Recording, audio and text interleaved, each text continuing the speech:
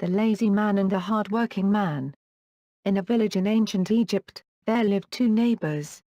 One of them was very lazy and the other was very hard-working. The lazy man always found excuses not to work. His unkempt fields became dry and so he slowly became very poor. The hard-working man worked all day in his fields and so he slowly became the richest man in the village.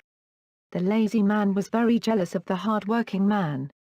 One day when they were talking and the hard-working man told him that the only way to get ahead was by working, the lazy man became so jealous that he killed the hard-working man.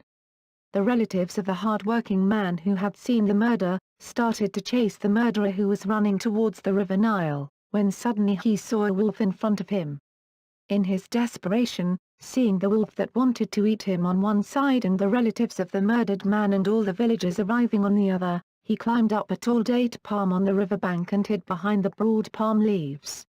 All of a sudden, while he believed that he would be able to hide and escape, an enormous snake appeared through the branches. Frightened, he looked down and saw that, of course, the wolf had gone but the relatives of the murdered man were near and if he climbed down the tree to escape from the snake, they would catch him and punish him.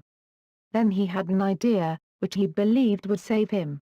He would jump into the river and by the time the relatives of the murdered man realized what had happened, he would be on the opposite side of the river. There was a dense forest over there and if he could get there, he would escape them easily.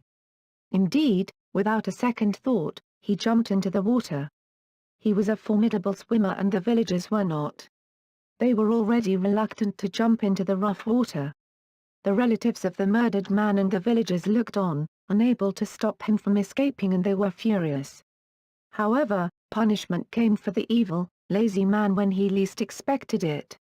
The Nile was full of crocodiles, which attacked and devoured him in a flash.